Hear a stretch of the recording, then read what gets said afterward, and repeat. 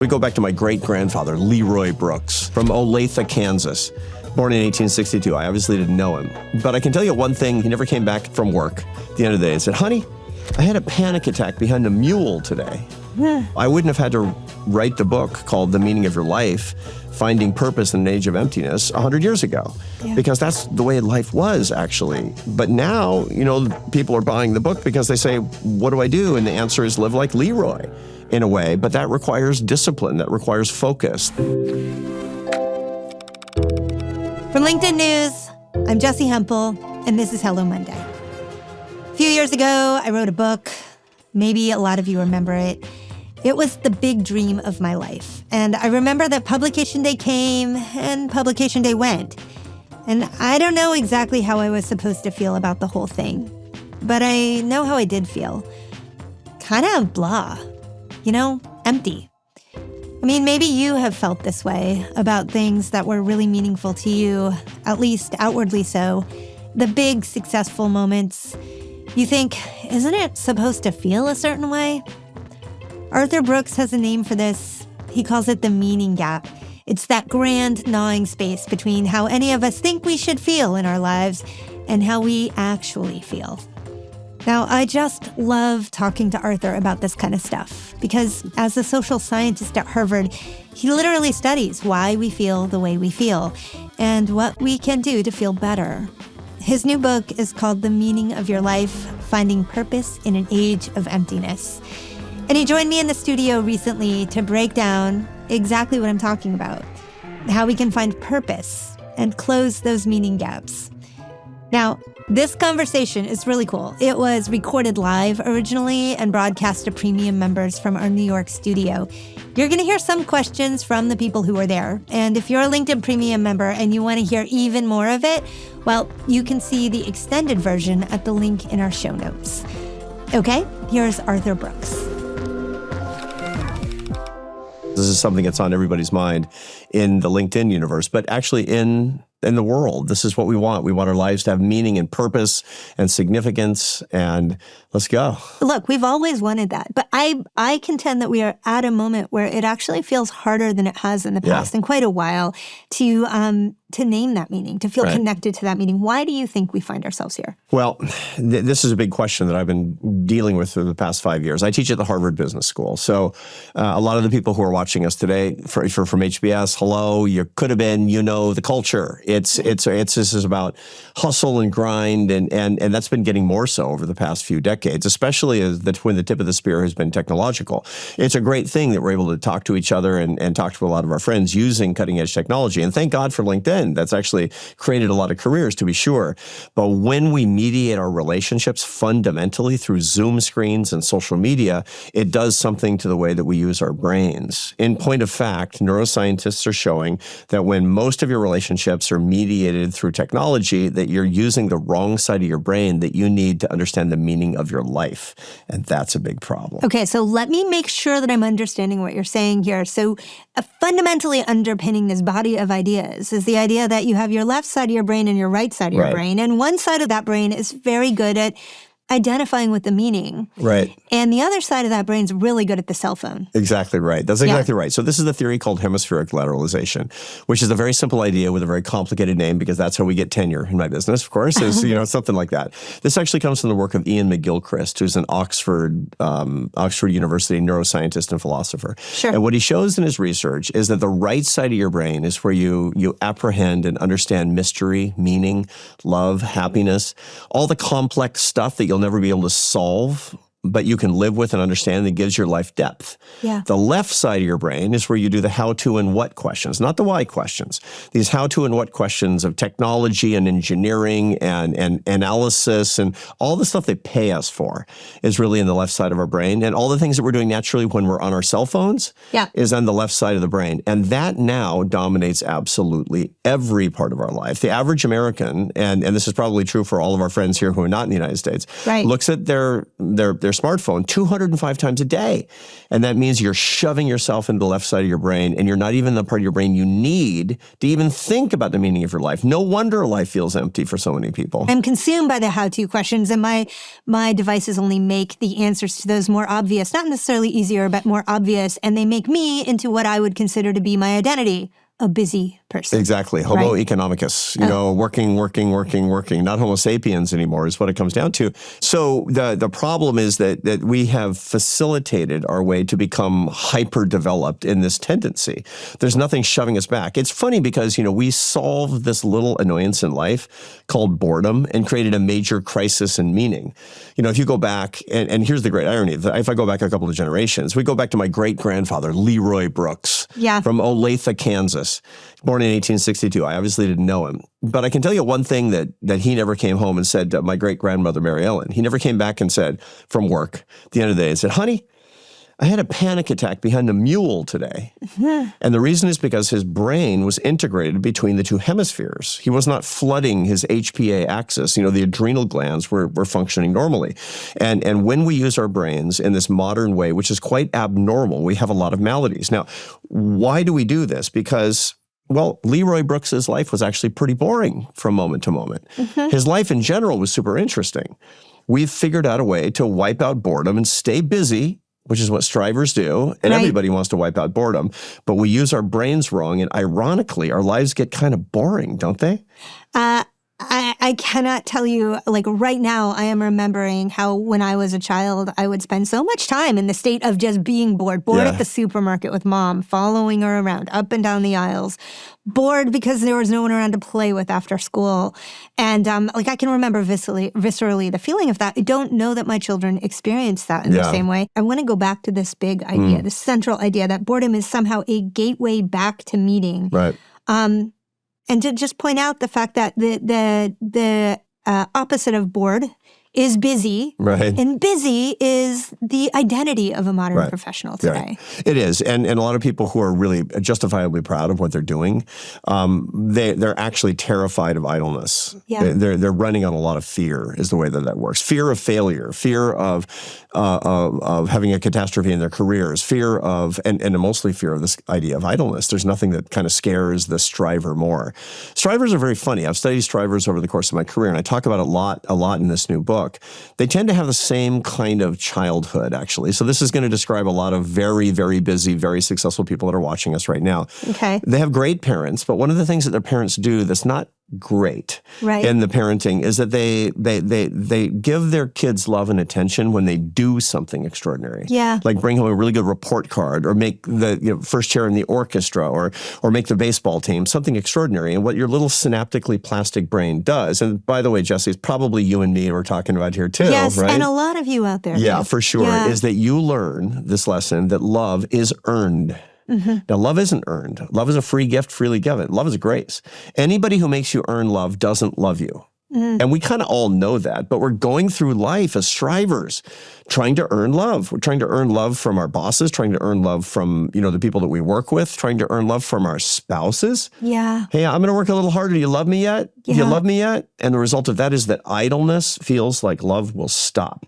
That's where the fear comes from. Yeah, I had never really distilled it to that.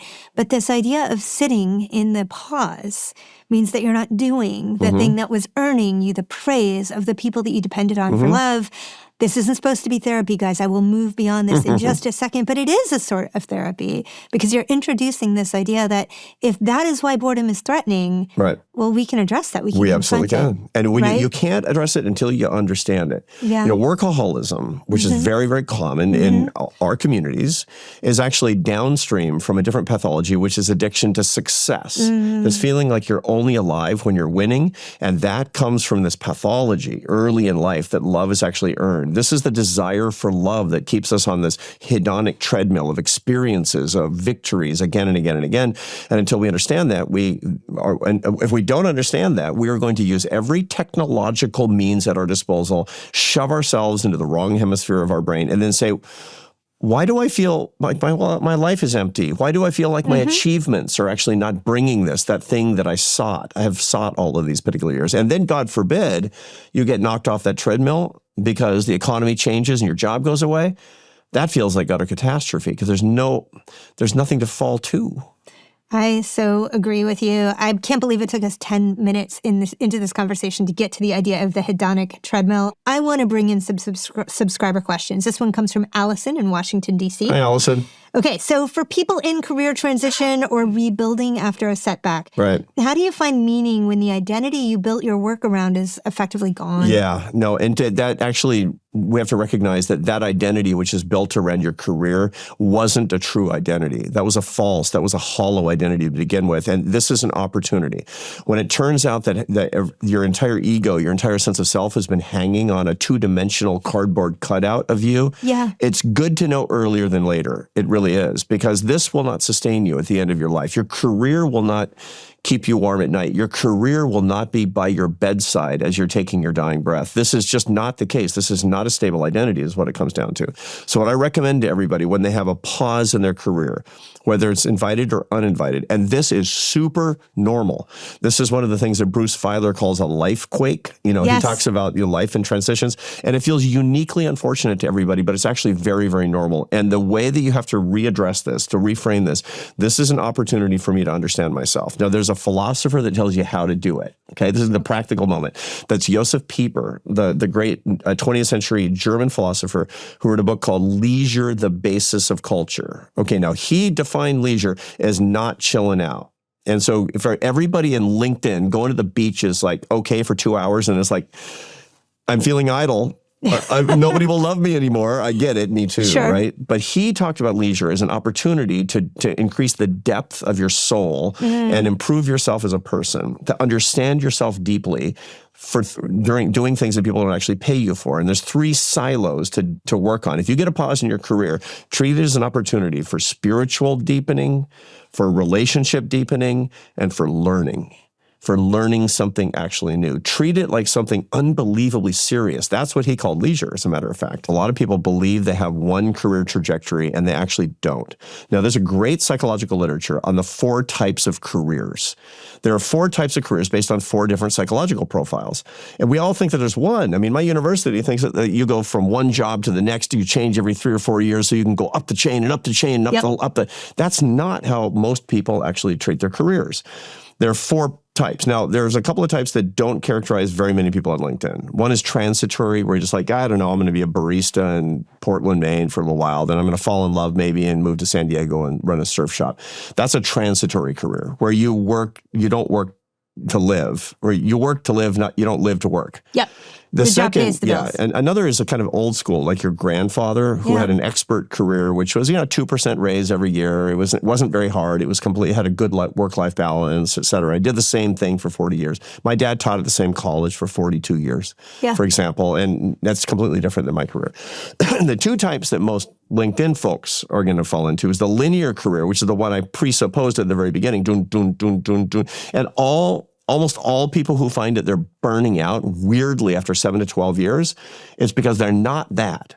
They are a spiral. A spiral actually has a bunch of miniature careers of their own design. Their brains work in such a way that they're going to find meaning if every 7 to 10 years they take it down to the studs and start again. They funge the stuff that they were good at and learned for the last one into the new one. Sure. And by the way, this might have incredibly different design. It might be right after college, I'm going to work on Wall Street. Yeah. And then I'm going to step back to part-time work, so I'm going to raise my kids for 7 to 12 years. And then I'm going to go into the nonprofit sector doing this cool new social enterprise. And then I think I'm going to teach.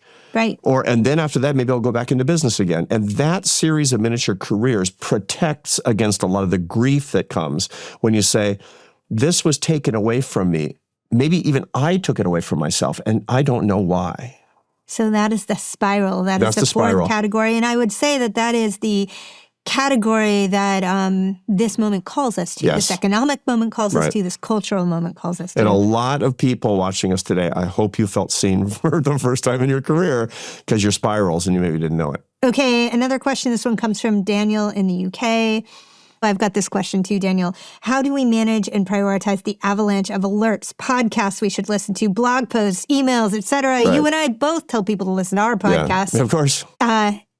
how do we actually manage all of the information flying at us? Yeah, the truth is that we have a tendency to let it encroach on every part of our life that isn't work. You have to recognize that the constant stimulus, the text messages, the email messages, the podcasts you need to listen to, all the things that people are recommending, this goes into a slot in your day that actually is dedicated to either communication or learning. Yeah. And that has a particular part in your life, not to manage you, but to enrich you.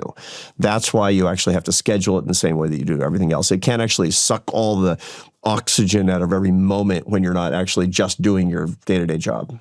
I feel like a lot of us are nodding. We agree with you. And yet it is actually so challenging to figure out a set of rules around how we manage these devices to let the good parts in while not allowing them to And that means we need protocols, quite frankly. I mean, it's like busy people need protocols. I have a 6-part protocol that I do every single day.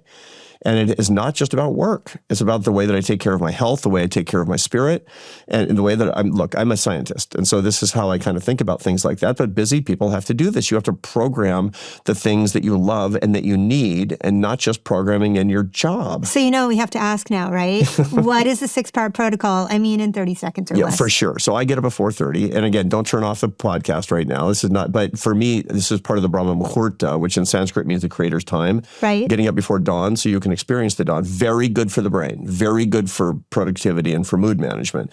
Then the first thing I do is I work out for an hour, 7 days a week, and I got to do that. I'm 61, and it's very important. Your 60s are either going to be a decade of your highest performance or a decade of decline, and it matters how you treat your body, mostly. And your brain. Then I'm traditionally religious. I'm Catholic. I go to Mass every morning after that, and only then do I take caffeine. And the reason is because caffeine should be used nootropically and not to wake you up. That way, it interacts with A2A adenosine to make you more creative and give you more concentration.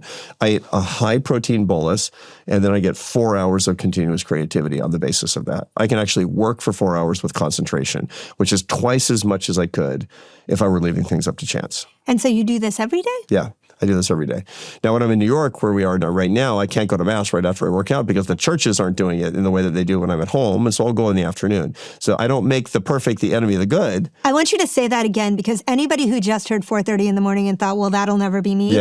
Needs Don't to hear make that part. the perfect the enemy of the good. What I'm talking about is the protocols per se that actually use the best ideas based in science. And by the way, anybody can actually just Google this. I did a podcast that walks them through the 6-part protocol. Build it your way, but don't leave it up to chance. Don't leave your life up to chance. I love that. I want to turn our attention now to a deeper sense of purpose. A lot of what we're talking about so far is how we pull our attention away from the things that bring us meaning. Let's talk about how we actually develop meaning and the deeper sense of purpose. I did a lot of rereading the pre-event comments, and what I saw were a lot of people that actually I felt pretty connected to. People who are high-functioning, accomplished, people like you. They lead teams, they hit numbers, they get promotions. And yet, when they achieve that success, it's not really satisfying. And I'm curious why it is that it's the highest achievers that hits hardest. Yeah, because, there's an old saying, woe be to the person whose dreams come true. They inevitably find they had the wrong dreams. See, most people don't have the problem that strivers on LinkedIn have, because their dreams aren't coming true professionally. When you hit those things that you want, it turns out you didn't want the right things. And Aristotle talked about this. I mean, the great philosophers, Thomas Aquinas said that we're beguiled by 4 idols. And there's only 4. He's actually very, very astute social science, given the fact that this was the 13th century. He said money, power, pleasure, and fame. And fame also means adoration or prestige or, being admired by the right people, whatever it comes down to. It doesn't mean internet famous necessarily. And when you look for those things and you get those things, you'll realize that those are at best intermediary goals, intermediate goals toward what we really wanted, which is love of the divine, love of our families, deep friendship, real friends, not deal friends, and then being able in our work, which is what you and I have talked about several times, to earn our success and to serve other people. And so it's a question of goals is what it comes down to. But when people arrive, they experience what we in behavioral science call the arrival fallacy. We think that we're making progress toward these worldly goals, and progress is awesome. Progress feels so good. You can give up all the things you don't like to eat as long as the scale goes down that day. It's so rewarding. But when you get to your goal weight, for example, if you're on a very stringent diet, your reward is never getting to eat what you like ever again for the rest of your life. Congratulations. Which is why diets don't work. That's the arrival fallacy of feeling, I made it. And this is why Olympic athletes often fall into a clinical depression when they win the gold, because they thought that they would be permanently happy, and they're not. It is being in progress with a sense of purpose that delivers us a continual sense of meaning. That's right. Can you walk us through the distinction that you draw between searching for meaning and having it? Since this is a lot of what we're talking about. In this book, there's a little test at the beginning that people can take to kind of situate themselves in the map of meaning. If you're looking for the meaning of your life, you better know where you are. If you're trying to end up someplace, to be sure. And there's two dimensions that psychologists talk about: the presence of meaning, in other words, how much do you feel it, and the search for meaning, how hard are you looking? Yeah. And ideally, you'll be, find a huge presence of meaning, and you're not spending too much time searching. That's kind of the happy homebody. Yeah. That's not LinkedIn users. Even if they have a strong sense of meaning, presence is high, they're still going to be searching because you're seekers, which is great. I admire that. Me too, by the way, is what it comes down to. But the truth is that about half of the population has a strong sense of the presence of meaning and half don't. This is very context dependent whether or not they're seekers or not. And so are you a seeker? Are you not a seeker? Should you be seeking less is what it comes down to. So this test actually sort of shows you, situates you so you'll understand yourself, how much you found it, how much you're looking. The people I really want to stimulate have a low sense and aren't seeking. These are the people that I really want to sort of kick into the seeking process, which is why I wrote the book. Right. They just, the actual feeling of that is sort of like dead inside. It's like there's nothing out there. It's sort of Nietzschean in its way. It's like, I don't know, man. It's like there's no essence to life. There's only existence. So you might as well have a good time and stop looking. Yeah. Well, looking presupposes that you have some feeling of agency, that you get to do the choosing. And I want to talk a little bit about like the idea of a calling, because I think that, a lot of our audience, and myself, we wrestle with the idea that like we don't always get to choose the actual work for pay work that we do, right? We often have to take what's available. And we often have to do what we're told to do in many contexts. We all do, actually. Yeah. I mean, I don't know anybody who's completely free. Can you like retrofit a calling into the work that you have, or do you have to shake things up as you discover? We have to understand what calling actually means. Calling feels like what you're meant to do. That's what it comes down to. The word meaning is in that. What am I meant to do? My students ask me this all the time. I mean, my students are 28 years old on average. They're MBA students at Harvard. They want to grow up and be a lot of the people who are watching us right now with fabulous careers. And they think that that's what they're meant to do. And they've got another thing coming, because that's not what it comes down to.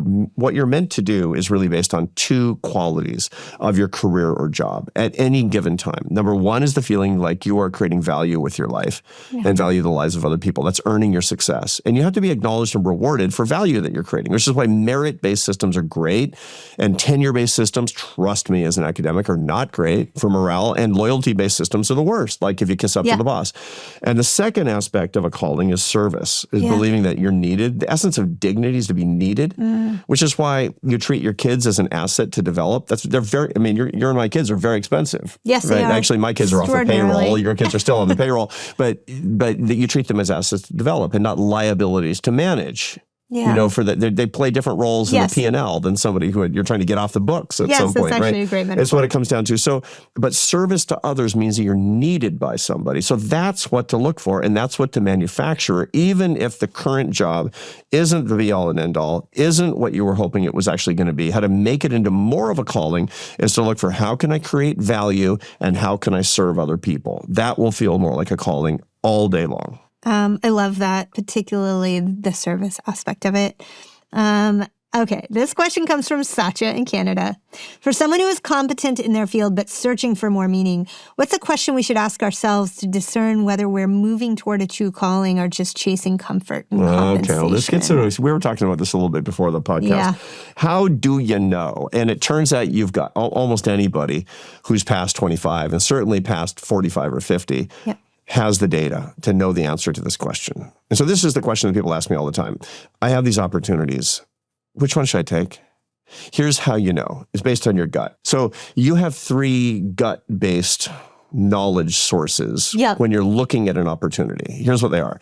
There's excitement, there's fear, and there's deadness. And we all know how that feels. You know, if somebody says, I love you, and you feel dead inside, that's deadness. If somebody says, I want you to come and be the president of this company, and you feel dead inside, and you know it's a good opportunity, but it's just deadness. Those are the three feelings. Yeah. Here's the ideal that you're looking for. 80% excitement, 20% fear, and 0% deadness. As close to that as you can get. And you can't choose always.